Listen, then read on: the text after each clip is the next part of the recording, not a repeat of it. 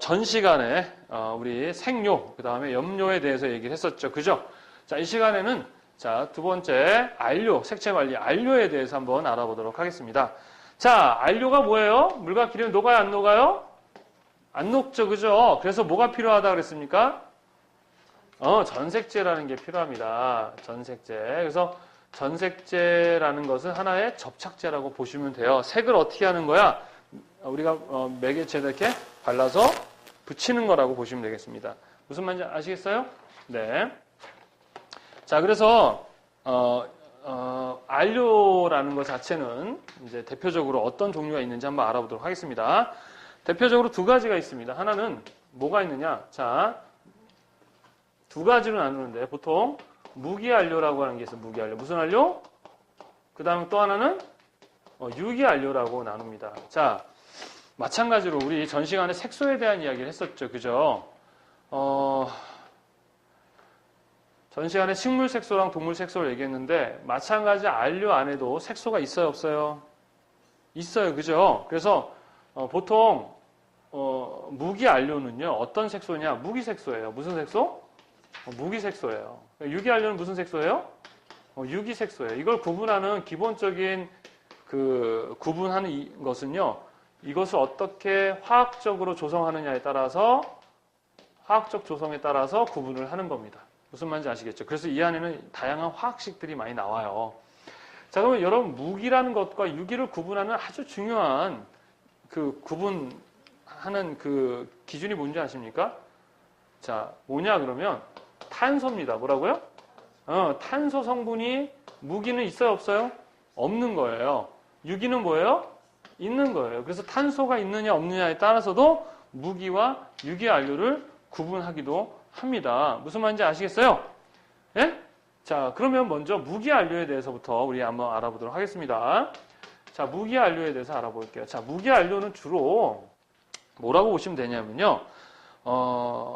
우리 인류가 가장 오래 사용한 안료, 광물성 안료입니다. 광물성 안료라고 얘기하시면 돼요. 뭐라고요? 광물성 안료라는 것은 이 안료 자체를 대부분 어디서 구했다는 거예요? 광물이죠. 그죠? 광물은 어디서 나오는 거예요? 땅 속에서 나오잖아요. 그죠? 그래서 땅 파고 들어가가지고 굴을 파고 들어가서 그곳에서 얻어낸 광물. 자, 예전에 우리 과거 굴 속에서 우리 살았다라고 했었잖아요. 막 그 근거로는 이제 굴 속 안에서 다양한 그림들이 그려진 걸 이렇게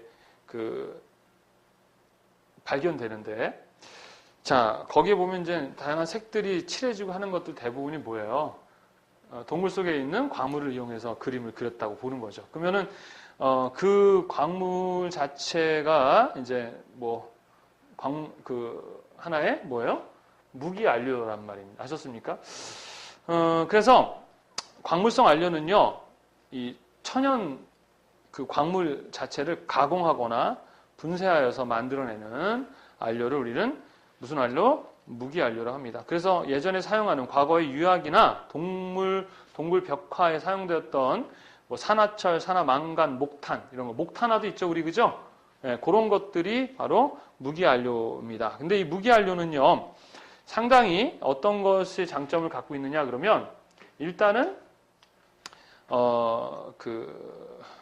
제일 중요한 게 뭐냐 그러면은 빛 있죠, 빛을 받게 되면 많이 뭐가 돼요? 변색되잖아요. 그죠? 그래서 빛에 대한 상당히 변색되지 않는 그런 특징을 갖고 있어요. 그리고 가격이 좀 저렴한 편이고요. 그다음 사용량도 좀 많다, 이런 거. 예. 그런 게 이제 무기안료의 특징입니다. 그다음에 그다음 두 번째 뭐예요? 유기안료죠. 그죠? 예, 유기안료는 유기화합물이라고 얘기를 하는데,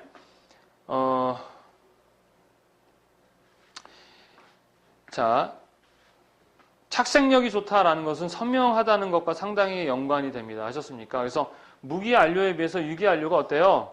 선명합니다. 뭐하다? 선명하다. 그러니까 요 한쪽만 알면 그거의 반대라고 보시면 되겠죠. 그죠? 예. 빛을 많이 받아야 되는 그러한 것들은 뭐로 하면 돼요? 무기안료를 사용하면 되겠죠. 그죠? 자, 그 다음에 인쇄잉크나 도료 뭐 이런 플라스틱 착색에 많이 사용을 한다는 거, 뭐 이거는 뭐 넣고. 하여튼, 빛에 대해서, 얘는 반대로, 이제 우리 빛에 대해서 아까, 변색이 제일 잘 안 된다 그랬잖아요. 그죠? 그걸 내광성이라고 합니다. 뭐라 그래요? 내광성이 좋아요. 그러나 그 반면에 유기안료는 내광성이 어때요?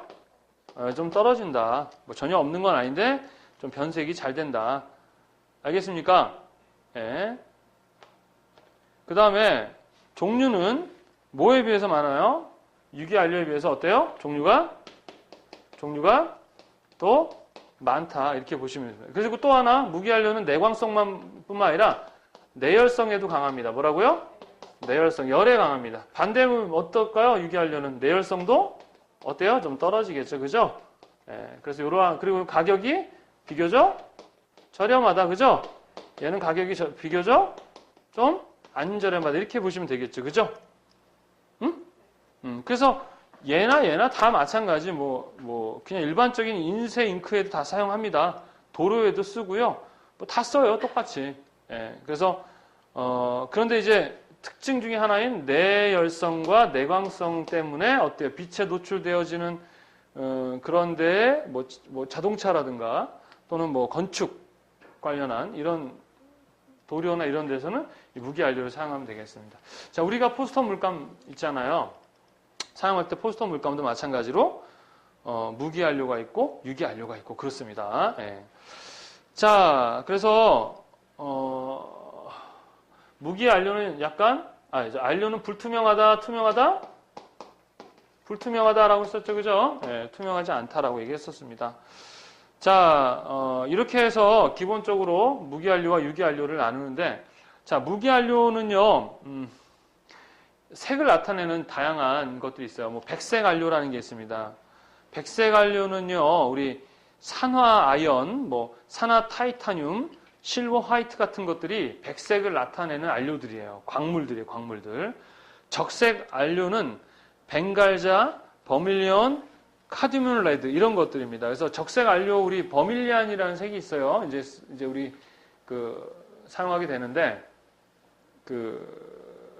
적색 안료로서. 그다음 황색 안료는 뭐 크롬 옐로우, 황토, 뭐 카드민 옐로우 이런 게 있고, 그다음 녹색 안료는 뭐 아메라드녹, 산화크로문녹, 청색 안료는 프러시안 블루, 코발트청. 그다음에 적색 안료는 뭐 망가니즈자, 마스자 이런 게 있고, 그다음에 흑색 안료는 카본 블랙, 그다음 철흑 이런 게 있고, 투명색, 백색 안료는 뭐 체질 안료, 뭐 실리카백, 알루미나백 이런 것들이 있는데, 요거는 시험에 나온 적은 없어요. 그냥 선생님이 한번 이런 게 있다라고 얘기해 준 겁니다. 그래서 영상으로 보게 되면 자막에 한번 정리해 줄 테니까 대충 한번 보시면 될 것 같습니다.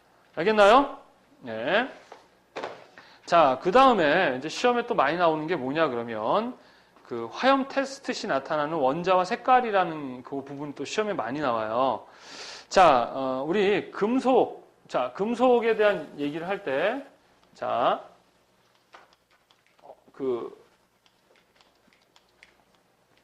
화학식에서 주기율표라는 게 있잖아요. 화학에서 주기율표 해가지고 뭐 1족, 2족 막 해가지고 나오는데 전 잘 몰라요. 화학이 어려워요. 그죠? 예, 외울 게 많아서 어려워, 사실은.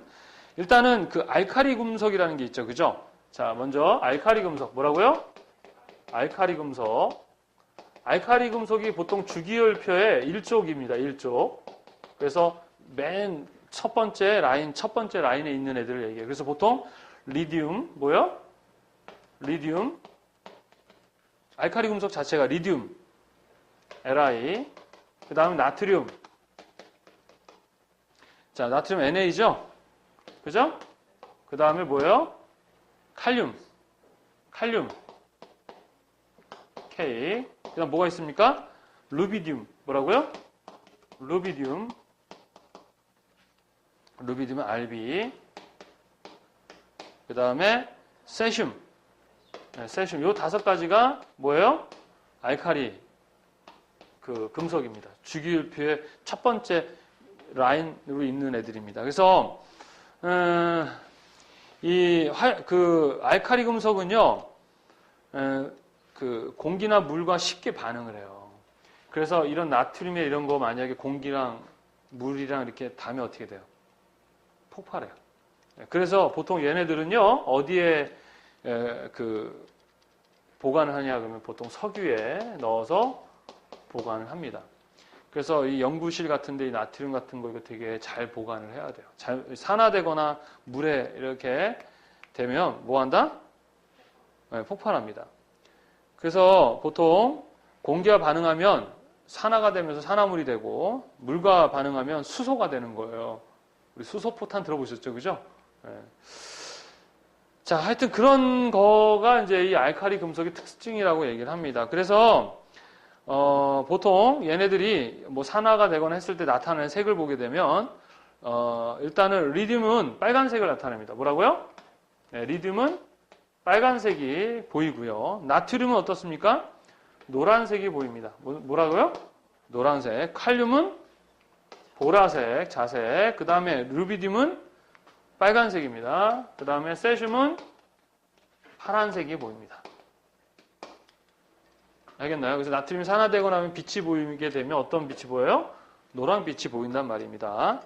자, 그래서 이거 잘 기억해 두십시오. 하셨습니까? 이거 시험에 이게 나와요. 그래서 알칼리 금속이 갖고 있는 본연의 색. 이런 거죠. 자, 그 다음에, 그, 칼슘이라는 게 있어요. 칼슘. 자, 칼슘 같은 경우는 자주색이나 뭐예요? 자주색과, 그 다음 뭐예요? 오렌지에서 빨강. 이 색이 나옵니다. 에? 얘는 그 주기율표 두 번째, 2족이에요, 2족. 1족 옆에 있는 얘는 2족입니다. 얘는 이제 시험에 나와서 한번 정리해 놓은 거예요. 아셨죠? 예. 그 다음에 이제 이런 금속 말고 이제 불활성 기체라는 게 있습니다. 뭐가 있어요? 불활성 기체가 가지고 있는 색채. 자, 이 불활성이라는 게 뭐예요? 아니 불자 쓰는 거예요. 뭐가 안 된다는 거예요? 다른 물질과 화학 반응을 일으키기 쉽다, 어렵다. 어려운 가스를 얘기합니다. 그래서 이 가스도 마찬가지 상당하게 그러다 보니까 폭발할 위험성이 아주 많은 가스예요. 얘도 그렇고 얘도 그렇고. 그래서 대표적인 게 우리 헬륨. 뭐라고요? 헬륨 가스입니다. 헬륨 어디서 들어봤었죠? 그죠? 네, 헬륨 가스는 무슨 색이에요? 노란색. 네, 노란색입니다. 아셨나요? 네, 그 다음에 네온이죠? 네? 네온 사인 뭐 이런 하잖아요. 그죠? 네온 어떤 색? 핑크에서 빨간색, 적색 계열이죠. 그죠? 그 다음에 아르곤. 뭐가 있어요? 아르곤. 자, 아르곤 가스는 어떤 색깔이에요? 예? 옅은 파란색. 그 다음 질소 가스. 뭐예요? N2. 주황색. 이런 식으로 색을 나타냅니다. 아셨습니까? 그래서 이제 요 알칼리 금속의 색과 이런 불활성 기체, 이런 색들에 관련한 시험 문제들도 출제가 됩니다. 그래서 이런 것까지 나오는 이유는 이제 변별력을 더 두기 위해서 막 이런 것들이 나오기 시작하죠. 자, 이렇게 해가지고 여러분들 기본적으로 안료에 대한 이야기도 끝났습니다. 무슨 말인지 아시겠습니까? 이해돼요? 네.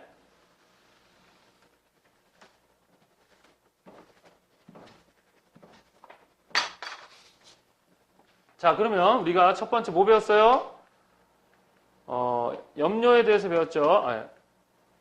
염료에 대해서 배웠죠. 자, 두 번째 뭐 배웠어요? 안료에 대해서 배웠죠. 그죠? 그러면서 같이 뭐에 대해서 배웠어요? 색소에 대해서 배웠죠. 그죠? 염료와 안료 자체 다 뭐 들어있어요?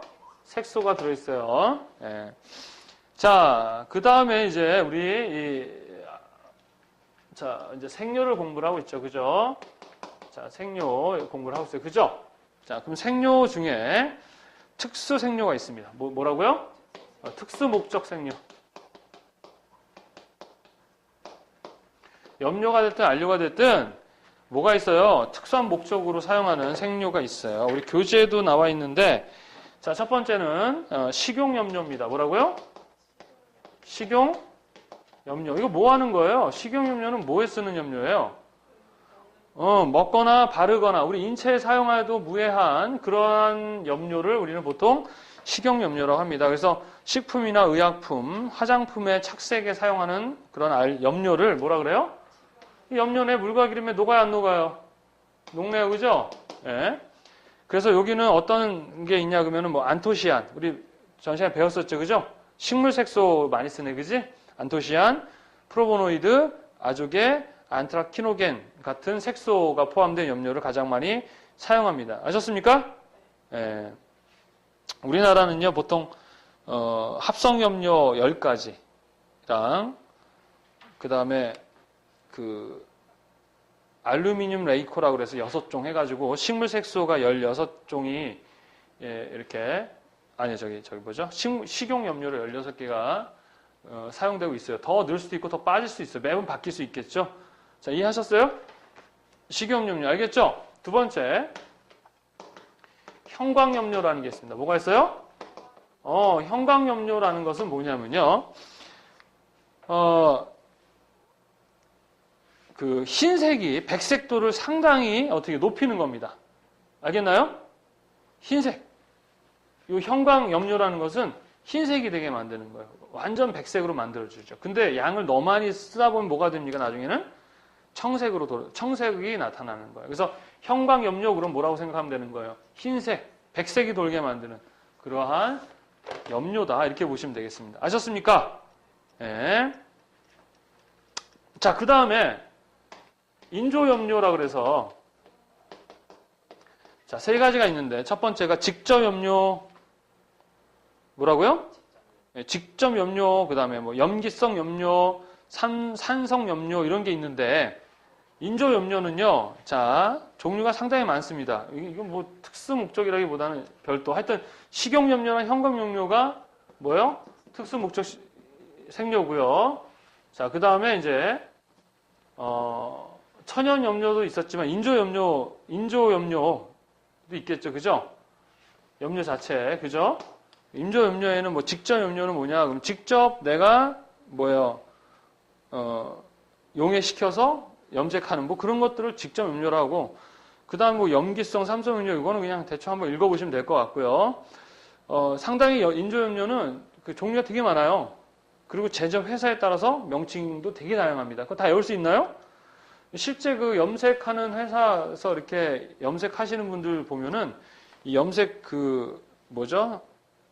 그 레시피라고 해야 되나? 그게 아주 회사 이름부터 아주 그냥 복잡하더라고요. 그걸 다 암기하고 계신지 모르겠지만, 물론 이제 자기들이 자주 쓰는 거를 사용하니까 다 애우기 있겠지만 쉽지는 않겠더라고요. 그래서 명칭이라든가 뭐 부호 같은 걸 표시해가지고 나름대로 이 인조염료는 다양하게 종류를 정리를 해놓는데, 그래서 이거를 정리한 기본적인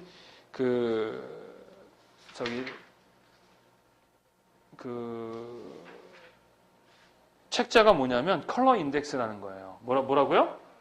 자, 인조 염료는 어때요? 상당히 양이 많고 또 회사마다 사용하는 기호나 이런 게 다르다 보니까 인조 염료를 좀 더 효과적으로 쓰기 위해서 만들어 놓은 게 뭐라고요? 컬러 인덱스입니다. 뭐라고요? 컬러 인덱스. 이거는 이제 책이에요. 자, 우리 교재 71페이지에 나와 있는데, 생료 자체가 많다 보니까 사용하는 사람들이 좀 어때요? 불편할 수 있잖아요. 그죠? 그래서 만드는 회사 입장에서도 그렇고, 사용하는 사람들이 서로 어떻게 해야 돼요? 소통하기 위해서. 그죠? 예, 그러기 위해서, 생료의 호환성과 통용성을 확보하기 위해서 생료 표시 기준으로 생료와 생료 방법에 따라 분류하고 생료의 고유 번호를 표시한 것. 그러니까 생료 얘기했었죠, 그죠? 회사마다 그 명칭, 종별 아까 얘기했던 명칭 주고 각각마다 뭐예요? 번호를 색상 부호를 입혀가지고 정리한 책자가 바로 뭐예요? 컬러 인덱스입니다. 이것을 목적으로 하는 것은 너무 많은 인조 염료가 있기 때문에 그래요. 자, 그래서 약 9,000개 이상의 염료와 약 600개 이상의 안료가 뭐예요? 컬러 인덱스에 수록이 되어 있습니다. 그래서 회사별 그 다음에 번호 이런 것들이 다 정리가 되어 있죠. 그래서 필요하다면 이제 그 회사 제품 쓰면 되겠죠, 그죠? 자, 컬러 인덱스가 제공되는 정보는 생료의 생산 회사, 그 회사가 어디냐?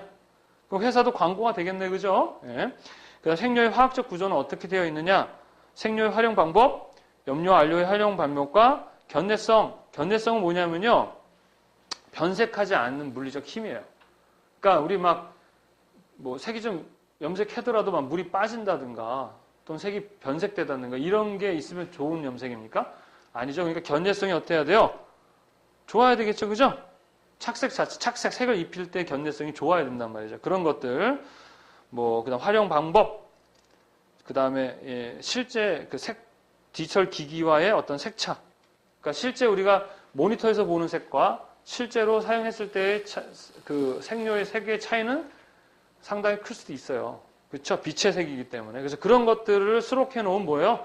책자가 보다 컬러 인덱스죠. 왜 그렇다? 인조 염료는 다양한 색이 많고 거기다가 또 회사별마다 또 다양하기 때문에 그렇게 해버리면 회사도 그렇고 사용자도 불편하니까 그런 것들을 모아서 잘 정리를 해주면 그만큼 사용자나 또는 만드는 회사도 어때요? 상당히 편리하겠죠?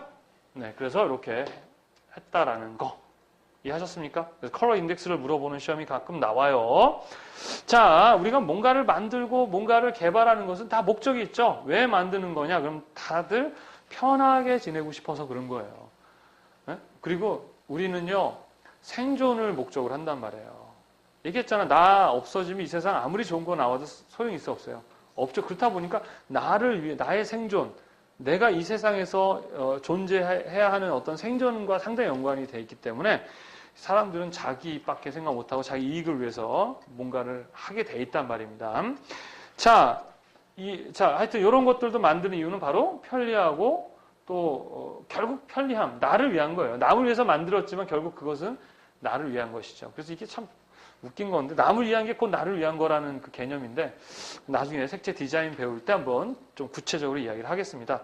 자, 그 다음에 도료라는 거에 대해서 한번 알아보도록 하겠습니다. 뭐라고요? 도료와 잉크인데 자, 보통 도료는 안료라고 했습니까? 염료라고 했습니까? 안료예요? 염료예요? 물과 기름에 안 녹아요. 그래서 뭐라고 했어요? 안료라고 했었죠. 그죠? 염료는 염색. 도료는 우리 일반적인 페인트 있잖아요. 그래서 벽에다가 페인트 색료를 어떻게 덮어 씌우는 거잖아요. 그래서 우리 그런 식으로 이렇게 덮어 씌워서 붓게, 색료를 벽에 붓게 만드는 걸 뭐라고 한다? 전색제라고 얘기했잖아요. 그죠? 그래서 도료와 잉크는 어디에 포함된다? 안료에 포함된다. 그래서 요 전색제라는 게 필요하다라는 거 아셨습니까? 그래서 이 전색제의 종류에 대한 시험 문제가 가끔 나오는데 그 전색제라는 것이 뭐냐를 물어보는 시험 문제가 나오고요. 그 다음에 뭐 유성 페인트일 때는 들깨기름이라든가 콩기름, 등유, 어유 등을 사용해서 전색제를 사용하고 수성 페인트는 카세인을 사용해서 한다라고 되어 있는데 이것도 되게 종류가 많아요. 일단은 전색제가 뭐냐에 대한 개념만 좀 이해를 하시면 될 것 같습니다. 알겠나요? 네. 그 다음에 이제 전색제는 뭐 수성도료냐, 유성도료냐, 뭐 이런 것도 있고, 천연수지 도료냐, 합성수지 도료냐. 말 그대로 우리 천연수지 도료는 뭐예요? 이 도료 자체가 천연수지 도료는 뭡니까? 말 그대로 천연에서 얻어내는 거겠고, 그죠? 합성은 합성해서 만들어내는 거겠죠, 그죠? 그 다음에 이제 수성도료는 물과 함께 사용하는 전색제 자체가 물을 사용할 수 있는 거고, 유성은 기름이나 이런 것들을 사용하는 것이다. 그 다음에 이제 잉크는 이제 보통 인쇄잉크라 그래가지고 인쇄할 때 사용하는 그 색료인데 마찬가지 얘도 전색제가 필요하다. 아셨습니까? 거기에 이제 첨가 보조제라는 게 있어요. 첨가제. 뭐냐면은 인쇄할 때 종이들이 인쇄돼 나오면은 종이들이 착착착 쌓이거든요. 그러면은 종이들이 앞면 위에 덮어질 때 잉크가 만약에 늦게 마르게 되면 어떻게 됩니까? 늦게 건조되면 붙을 거 아니에요. 그걸 택이라고 하는데 그러니까 어떻게 돼? 인쇄되는 순간 바로 건조가 돼야 되잖아요. 그래서 건조제가 들어가요. 그런 걸 뭐라 그래요? 첨가 보조제라고 얘기합니다. 그 외에도 보조제들이 많은데 이거에 관련한 시험 문제는 그렇게 어렵게 나오지 않는 부분이다. 그냥 이것도 안료에 포함된다. 인쇄잉크 대표적인 도료들이 무엇이다? 안료에 포함된다. 이 정도만 아시면 될 것 같습니다. 이해하셨습니까? 네, 어려워요? 아니죠. 자, 이렇게 해가지고 우리 기본적으로 색료에 대한 설명을 마무리하도록 하겠습니다. 자, 우리가 색을 사용하잖아요. 실제로 색을 써야 되잖아요. 그랬을 때 물체 색은 대부분 색료죠, 그죠? 자, 이제 여기 또 하나의 또 색을 사용하는 재료가 있어요. 뭐가 있습니까? 디지털 색채죠. 자, 우리가 실제로 물체의 색을 사용하고 우리가 현실에서 사용하는 색들의 재료들을 다 우리 뭐라 그래요? 색료라고 하고요. 그다음 이제 빛에 대한 색에 대한 게 뭐예요? 빛의 색은 디지털 색채. 우리가 모니터나 또는 뭐 우리가 사용하는 모바일 이런 데서 사용되는 색채에 대한 이야기까지 공부를 하면 이제 뭐가 되는 거예요? 관리를 뭐 어떤 걸 관리하는 거야? 그런 색료, 그다음 물체색 이런 것들을 가지고 관리하는 거잖아요. 그죠? 예, 그래서 일단 먼저 뭐에 대한 것을 이야기를 한 거예요? 물체색, 색료에 대한 이야기를 한 겁니다. 이해하셨습니까? 자, 그러면 우리 이 색료를 덮어 씌우는, 그러니까 피 매개체, 그러니까 우리가 색을 덮어 씌우는 재료들은 어떤 것들이 있는가에 대해서도 사실은 좀 알 필요가 있어요. 자, 그래서 우리는 그걸 소재라고 얘기합니다. 색을 입히는 피 소재들. 첫 번째는 금속이겠죠, 그죠? 네, 금속에도 색을 입힐 수 있고, 두 번째는 직물에다도 색을 입힐 수 있겠고요. 세 번째는 플라스틱에도 입힐 수 있겠죠? 네, 그 다음에 네 번째는 목재. 뭐라고요? 목재. 그 다음 목재에서 뭘 얻어내요? 종이. 이런 것들이겠죠. 그죠? 그 다음에 이제 나머지 기타. 뭐 대표적인 게 뭐가 있어요? 유리. 이런 것들이 이제 소재죠. 여러분 색을 입힐 때 금속이나 직물, 플라스틱, 목재, 유리 각각의 소재 특징이라든 걸 알고 있어야 될까 없어야 될까요? 알고 있어야 됩니다. 금속이 갖고 있는 특징을 모르고 뭐 여기다 색을 입히려고 하면 돼요? 뭐 염색, 염료를 가지고 입힐 수 있나요? 안 되잖아요. 그죠? 그래서 금속, 직물, 플라스틱, 종이, 유리. 인쇄에서는 뭐 피인쇄차란 말을 쓰거든요. 그러니까 인쇄를 당한다. 그러니까 이거는 뭐예요? 피매개차라고 보면 되겠죠. 그죠? 색을 입힐 수 있는 재료들은 이런 것들이 있다. 그래서 금속 소재는 어떤 특징을 갖느냐, 또 직물 소재는 어떤 특징을 갖느냐, 플라스틱은 어떤 특징을 갖느냐, 목재, 종이, 유리 같은 건 어떤 특징을 갖느냐. 이런 시험 문제가 간혹 출제가 아주 가끔 출제됩니다. 그 중에서 이제 금속이 많이 출제가 되고 있어요. 자, 어떤 게 이제 많이 출제가 되냐면 철, 구리, 스테인레스, 동, 알루미늄 등이 다 뭐예요? 금속 재료죠. 그죠? 그리고 알루미늄 같은 경우는 다른 금속에 비해서 아주 파장에 관계없이 반사율이 높아서 거울로 많이 사용한다. 무엇이? 알루미늄이. 요게 이제 시험에 좀 많이 출제가 됐었어요. 요거 물어보는 거. 그러니까 금속에서 알루미늄이라는 것이 어때요? 파장과 관계없이 반사율이 아주 높기 때문에 뭐로 사용한다? 거울로 많이 사용한다. 요게 이제 시험 문제에 많이 출제가 됐었고요. 그 다음에 이제 플라스틱에서는 열 가소성 수지에 대한 부분이거든요. 그래서 열 가소성과 열 경화성이라고 아십니까? 열 경화성은 한번 열을 가하면 어때요? 이제 다시는 변하지 않는 거죠. 그죠? 열 가소성은 어때요? 열을 가할 때마다 다시 쓸 수 있는 거예요. 그래서 열 가소성 수지의 특징은 투광성이 좋고 광택이 우수하고 광도와 연화성이 낮다. 단단하지 않다는 얘기죠. 열 변형 온도가 낮아서 어때요? 모양을 내 마음대로 사용하기도 편하고 그 다음에 열 줄 때마다 재사용이 가능한 특징을 갖는 게 뭐예요? 열 가소성. 그 반대가 뭐예요? 열 경화성입니다. 열 경화성 수지는 어때요? 한번 만들고 나면 어때요? 재성이 안 돼요. 그대로 사용. 그 대신에 어때요? 강도가 상당히 높다. 상당히 안정적, 화약약품에도 안정적이다. 알겠습니까? 그래서 가소성과 경화성 두 가지 플라스틱, 이 두 가지 특징을 좀 알 필요가 있을 것 같습니다. 나머지는 그냥 여러분들이 교재에 나와 있는 거 한번 읽어보시면 될 것 같아요. 그래서 지금까지 시험에 나왔던 것은 열 가소성을 물어보는 시험. 그러면 이제 열 경화성을 물어보는 시험이 나올 수 있겠죠. 플라스틱. 금속의 특징 중에 알루미늄의 특징을 물어보는 시험 문제가 나왔었습니다. 아셨죠? 알루미늄 자체가 상당히 뭐요? 거울로 사용할 만큼 반사율이 좋다면 그 정도까지만 알아두시면 될 것 같습니다.